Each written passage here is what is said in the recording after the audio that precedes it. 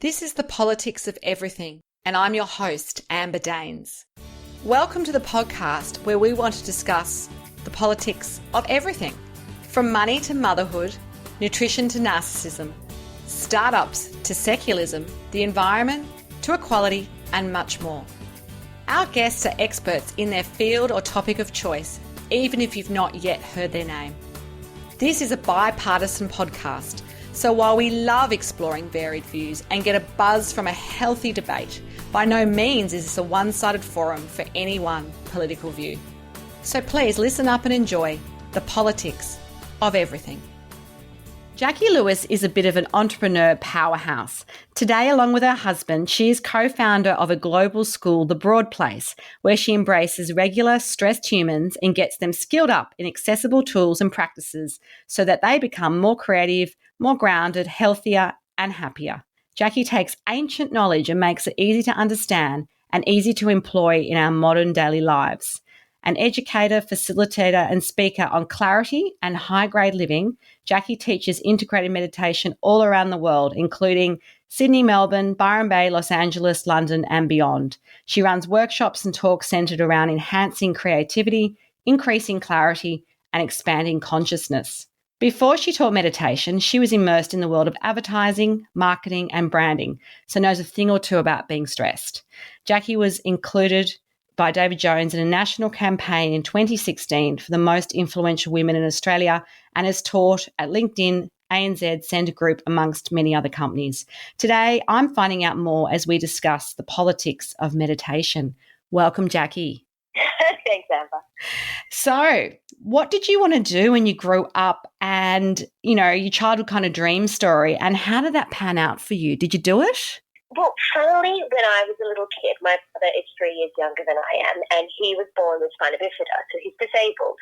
And I was so concerned about him falling behind in everything in life, let alone school, I actually started teaching him. So every year that I was in kindergarten, and then year 1 and then year 2, I would teach him everything that I was learning so that he was ahead of the game. So literally how to read, all his colours, how to write. And I think as little kids, you love your teacher, and being a teacher is a really cool thing in a small mind, being a teacher is going to be the best job ever. And so I when I was little, I wanted to be a teacher. And funnily, that's what I am now. But there was a big gap in between that being realised. That's very cool. So your initial career path, what did you do and how do you reflect on that experience now that you're no longer in it?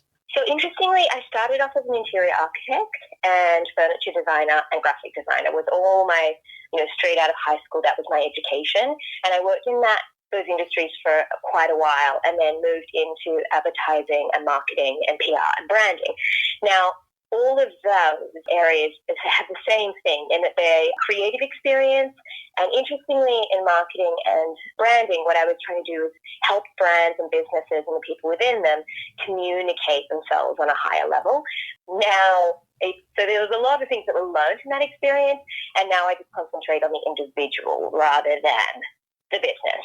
But the creativity piece and being in flow and being in alignment and understanding values are all similar things, just different industries, and presented very, very differently, can I add? I bet. So how did you come across the world of meditation? Was it something that you practiced at a young age, or did you literally have to get sort of to a point where you needed it? Like, what's the experience you've had of meditation in the early days? So when I was a little kid, one of the things I would do, and this was I'm talking from the age of sort of 6, 7, 8, 9. We spent a lot of time in hospitals because of my brother, and I had a lot of time by myself, and I was bored a lot. And I would sit with my eyes closed and imagine this sort of expansive experience. And I would go into nature as well. We lived on a big national reserve, and I would sit in the reserve and stare out at the horizon. And I was doing, funnily, what I now know as meditation when I was small. And then I came back to it when I was 18, and it was due to stress and anxiety. I started doing yoga. The teachers that I was learning under were doing a little bit of meditation, and I became, I recognized there were particular states that I was having that reminded me of when I was little, and I really wanted to dive into that. And then it was like a decade of mishmash, learn everything, try everything. It was a big hot mess, but I was really into it. And then I officially got a daily practice, as in a technique that I continue to do now 10 years on, is the one that I teach, which is Vedic meditation. But, it's been now 20 years of practice, and I think I've had every meditation experience that you can have, from learning and studying in Japan and India, and obviously here in Australia, and trying it all really. So it's been a big journey. Wow. And how does that all culminate in what the Broad Place does today? And really, how did you get that business started? Like, what's that transition point from the world of advertising and marketing? And obviously your husband's had his own businesses as well. But, how did you get to the point where this is what you were going to do? And how do you turn that into what is now the Broad Place? So the Broad Place initially was it was an experiment in helping people that were just like us, that were really engaged, living very modern lives, usually very tech-driven and dynamic and demanding and high-strung. And how do we help people that were interested in engaging with meditation and being more creative and even being more spiritual and being more conscious, but didn't necessarily want to give up wearing deodorant or become a vegan, or, think that a lot of people think, I have to, I can't drink red wine anymore. And for us, it's been a way of combining ancient knowledge with modern living. And so we formed the Broad Place to see if we could share what we'd learned with other people. And interestingly, I think due to right time and right place as well, and that's continuing to grow, there is a new forging of a path, whereby it doesn't have to be like a monk living in the modern world.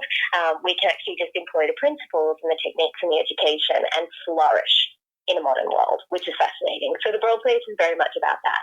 It's about helping people elevate themselves in the life they already live, as opposed to giving them a whole new set of structure and paradigms in which they have to live through. So it's how do we take philosophy, how do we take technique and education and live a higher grade life from that standpoint?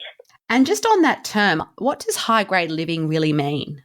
That's a great question. High grade living for us is, because it's a term that we've coined, is we always teach about how do you live from a higher plane of creativity, or how do you live a more high vibrational life, or even positivity. How do you have a higher quality in your language and your mindset? And so high grade living is very much a term that encompasses that. And it's not necessarily about adding a lot more stuff in. It's usually about trimming out the stuff that's not working and doing a full audit of where you're at in particular areas of your life, and then editing, and then from there, so clearing out and then refining. So this lovely, everyone's going to have a different version of what high grade living means to them. For some people, it's around how they communicate. For some people, it's their home. For some people, it's their work environment. For some people, it's their relationships. And they are interested in applying those principles to have a higher grade version of what that is for them. Very interesting. So do you think meditation is for everyone? And look, the reality is many of us are very busy, we're hyper-connected, and you do sort of allude to the idea you don't have to give up all your tech and all your sort of comforts, if you like, of modern life to be a great meditator and maybe achieve a high-grade life. But what is meditation really all about, and how can we start on this journey if we've never done it before? Yeah, great. So I'm going to answer the first question, which is meditation for everyone? And I honestly don't think everything is for everyone. I hear a lot of meditation teachers, say, yes, meditation is for absolutely everyone. But I think we need to start with a little bit of realism. And there's nothing that's for everyone on the face of the earth. However, from that, I'd like to also say that I've never taught anyone meditation that hasn't been able to do it. So meditation is for everyone if they want to be able to access meditation and be able to do it with the right technique. And all of our students absolutely love their practice. But I'm sort of more and more becoming against big blanket statements like yoga is for everyone or veganism is for everyone. And these sorts of statements I don't think help the cause, because nothing's for everyone. The second part of that is that hyper-busy, super-connected living means that we are more compressed. So we've got more on our plate. Or if you think of it like your mobile phone, we've got more apps, we've got more photos, we've got more messages being downloaded, and our phones are getting fuller and fuller. So our brains are exactly like that. We've got more information being input every single day. from that point, that's why we need meditation, because it's like clearing out the caches. It's clearing out all the irrelevant stuff that we no longer need, so that then we can be more connected into the world, not just overwrought and run and fraught. So if we find the time for meditation, and it is a discipline, it's like anything. It's anything that we want to do in our lives, we have to make the time for it. It doesn't appear magically from nowhere, but when we do make the time for meditation, everyone that practices Vedic meditation will attest they feel like they have more time. And it's because they're thinking more clearly, they're more grounded, they're more conscious, they're not as reactive, they're more responsive. And so what they're doing with their time and how they are in their days is much more dynamic. And so if you ask students, they always say, look, I don't know how, but I take time to meditate and I feel like I have more time in the day. But it's one of those things, you have to be able to meditate. You have to meditate to be able to have that experience. Absolutely. It's interesting that people feel like they have more time. And I think it's when you're giving that analogy about you're clearing the caches, or we've got all those tabs open in our brain, it is true. It's being able to clear that and cleanse that and almost reset, I imagine, how you feel about, what you have to do and what's on your plate for the next day, month, year, or whatever. Yeah, look, it's a little reboot. And a lot of students, the hardest time, I think, in the day is the afternoon to fit in your second meditation. But all students say, and myself included, you fit in that little 10 to 20-minute meditation. Sometimes it's only 15 minutes. With this practice, we recommend no less than 10 and no more than 20. But even if you do 12 or 13 minutes, your productivity boosts so much more in the afternoon. So you fit in the meditation, and what would have taken a little while, and you're dribbling around and you're distracted, instead you're hyper-focused. You're really present and you're getting it done at a greater speed with better quality. So a lot of our students will just see it as an investment in their time. They're just going to invest that 15 minutes is 1% of your day. So they go, I'm going to invest that 1% to enhance the rest of the afternoon and the quality of my work. It's a great return on investment if those stats work. So that's great to know. So what do you think some of the biggest myths around meditation that you've heard, and how can we all enjoy the benefits from meditation? Give us a little example perhaps of something we might learn in your practice. Oh, okay. So there's so many myths. We would need an hour and a half. Of course, the biggest ones. The biggest one is that you need to stop thinking. Yes. That's the biggest one. People go, I need to stop thinking.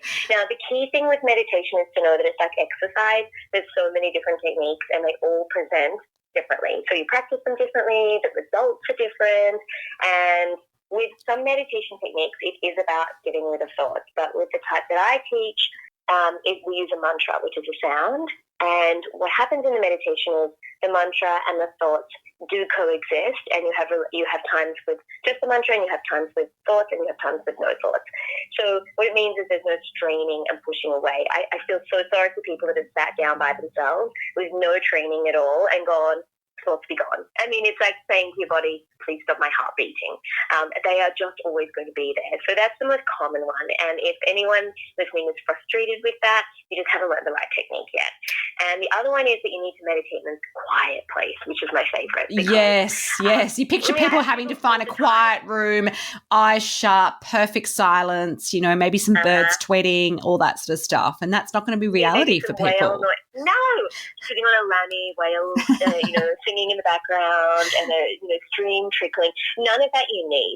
Again, every meditation technique is differently. So I'm only speaking about the one about Vedic that we teach, but it's very much about the resilience of meditation. And the funny thing is, all meditation comes from India, and it's one of the noisiest places on the face of the earth. Even I've studied in the hills of the Himalayas, and it's still noisy up there. So your internal noise is usually always going to be as noisy as your external. Most of my students meditate in the back of Ubers, on buses, on trains, on airplanes, at home with the kids playing, at home with the TV on, or music playing in the background, because that's modern life. And they will sit and they will be able to meditate no matter what's going on outside of them. That's a resilient practice, and that's the type that I think we need in the modern world, because as soon as we find we have a structure, like, I need a special chair and a special incense and special this and special that, you know what, we're not meditating. There's just too many barriers to entry for us. So finding a practice that means we can do it anywhere, that might be, oh my gosh, students of mine meditate in fire escapes, under their desks, in meeting rooms, in the funniest places, train stations, anywhere that you can sit with your back supported which is also another misconception, that you need to be uncomfortable when you meditate, otherwise you're not doing it properly, then they are able to meditate anywhere. That's amazing. So give us a little example of how, perhaps from your own experience, you've, taught someone or you had your own experience and then you've suddenly seen that benefit. So you talk about things like greater clarity, more productivity. What would be a really tangible example of that we can all relate to? The result that people talk about the most is the sense of clarity. That's the thing that everyone says, I just feel more clear. I know myself better. I can see things for what they are. I'm not as blindsided by what's going on in my life, and I'm not as confused. So that comes from a deep alignment with who they are, as well as more vision and clearness in the way in which they're seeing everything that they're doing and everything and everyone that they're interacting with. On a more abstract level, I'd like to include this one, though, because a student of mine recently said this to me, and I loved it, and because I hear it a lot. And I said to her, how are you going? And we bumped into each other, and she goes, and she looks kind of frustrated, and she's like, you know what? I'm happy for no reason. And I said, you seem kind of That's a good thing. Yeah, but she goes, I seem frustrated because it's dawning on me that since I started meditating every day with this technique, I'm now able to access happiness that's not tethered to something. And it's now at my age, she was in her 40s, and she goes, now at my age that I realized that before this, every single time I felt happy, it was tied to something. It was because the kids were finally in bed, or I'd just gotten the project signed off on, or, I'd gotten my bonus, or I'd gotten my nails done, or I'd gone to a fancy restaurant, or whatever it was.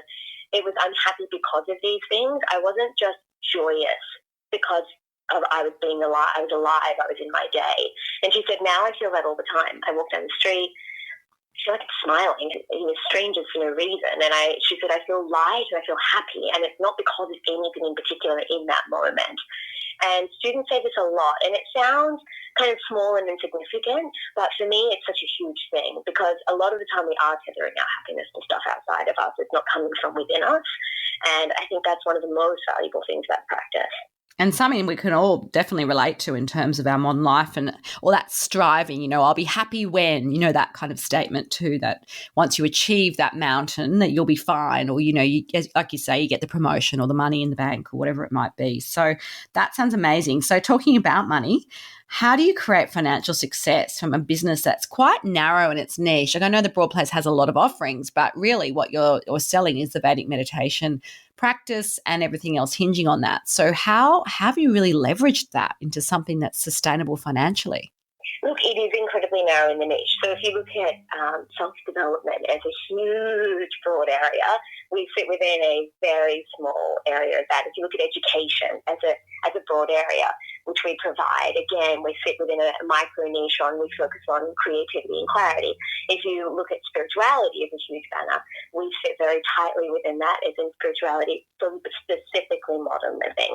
So even if you go to look at all the areas in which we sit in, even retreats, even meditation, we are niche within all of them. And the way in which we've been able to be financially, I'm going to say stable and thrive is that we are incredibly aligned in what we do. So we make sure that everything is of a certain standard. We are constantly evolving and tweaking and adding and layering on to what we offer.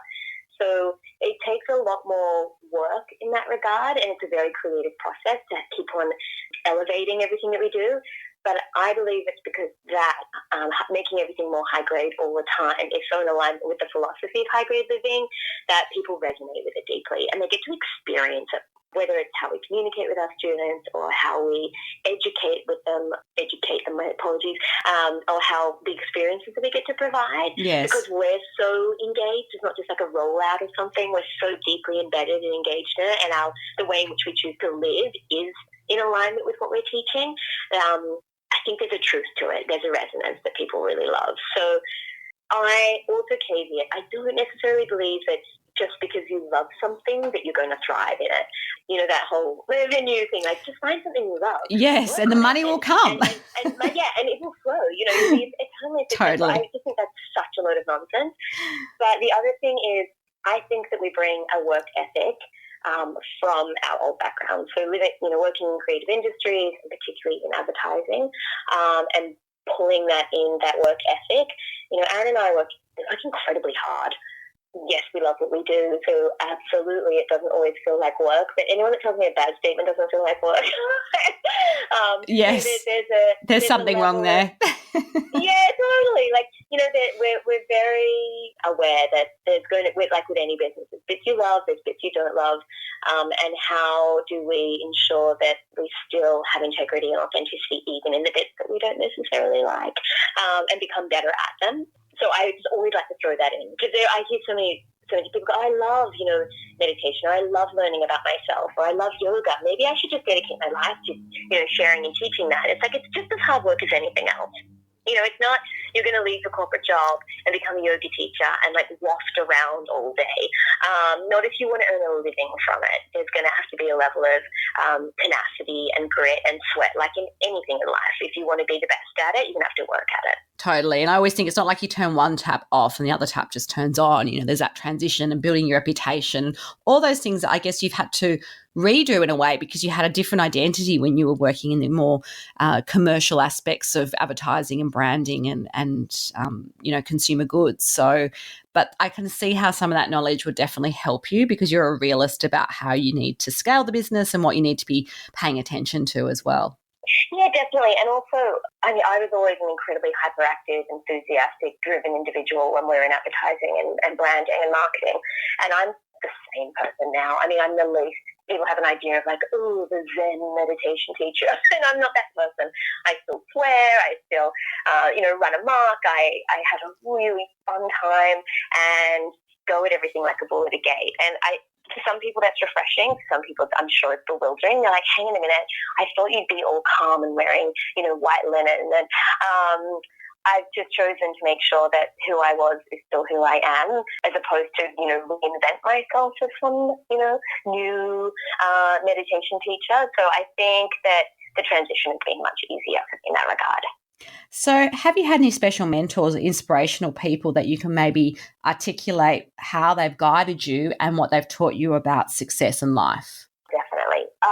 I've been very, very fortunate since I got my first mentor when I was 19, and that was Tina Englund when I was studying interior architecture, and she was just incredible and opened me up to the world of mentors and what having someone guide you creatively and intellectually and what that looks like. So I've always sought out amazing mentors and inspirational people, and there would honestly be too many people to list right now. Of course, but is there anyone particular? Obviously, you've articulated one lady that stands out. Is anyone else perhaps in the practice you're in now that you definitely attribute some of your success to? Absolutely. So Maharishi Mahesh Yogi is just one of the most incredible teachers, and particularly in regards to what he was able to create from an educational perspective. Sri M, that's SRIM, is another teacher that I study under all the time, who I love. He's based in India. My karate sensei is just incredible. His name's Mark Gravel, and he has so much integrity and grace in what he does, and his dedication and pursuit of personal excellence is mind-blowing. His kindness and his generosity, but his fierceness. He's just the perfect teacher. They are some just at the moment. I don't know him personally, but I adore the works of Brené Brown and also Pema Chodron. Also Tara Brach. There's some really fantastic teachers who are witty. They teach spiritual knowledge, but they're witty and engaged and real. And that's what I'm looking for in teachers. I'm not into pedestaling anymore. And I'm not a big fan of the guru, which is the idea that you let go of all your boundaries and everything you have in pursuit of one person's knowledge. I think it's really important to stay grounded in that experience. Totally. So some final words. What would be your favourite statement or a little experience for you that sums up the politics of meditation? So I'm going to look at this through the lens of the word politics, and particularly for anyone listening that's been involved in anything that they saw as conscious or spiritual, the politics are still deep in that area. Interestingly, I've encountered more politics in meditation and self-development that I even did in advertising. It's a minefield of hierarchy and demanding individuals, and it ironically can be really rife with ego. So my summary of that is that if anyone is looking to engage in anything that's spiritual or self-development, just make sure that you leave the politics at the door. You don't have to engage with them and you don't have to be a part of it. You can go there for knowledge and practice and make it your own. So always use your inner moral compass and stay in alignment with your values, even as you learn and grow and expand as a human. And I think that is a blueprint you could apply to a new workplace or a new project. Totally. I was going to say, that's like life advice, really, isn't it? It is, yeah. But I think what happens to people is they go, I understand that in those areas of my life, but when it comes to me developing as a person, as opposed to my relationship in something, everyone can sometimes get a little confused around, something might make me uncomfortable about that, but I guess everyone's got my best interests at heart because this is all about being a better person, right? And that's not always necessarily true. So I think we need to be really discerning in seeking out people and particularly teachers in these areas that are really aligned with what we would like, that are living the lives that we go, yep, you know what, that makes perfect sense to me, as opposed to just ignoring a lot of stuff because I guess they're spiritual and they've got heaps of followers, so that everything must be fine, right? Which you see happening a lot. Absolutely. That's really great sage advice. And if you do want to connect further with Jacqui Lewis, there will be some details of the Broad Place and her social media links on our show notes. But you've been listening to The Politics of Everything. Until next time, keep well. Thanks for listening today. If you've enjoyed The Politics of Everything, we thrive on feedback. So please add a short review and share the podcast with your network and your friends and family. I'm also always on the hunt for fabulous new guests, so if you've got a view to share and an idea how to get our listeners excited, please email me at amber@bespokecoms, that's BESPOKECOMMS.com.au, and we'll be sure to get back to you. Until next time.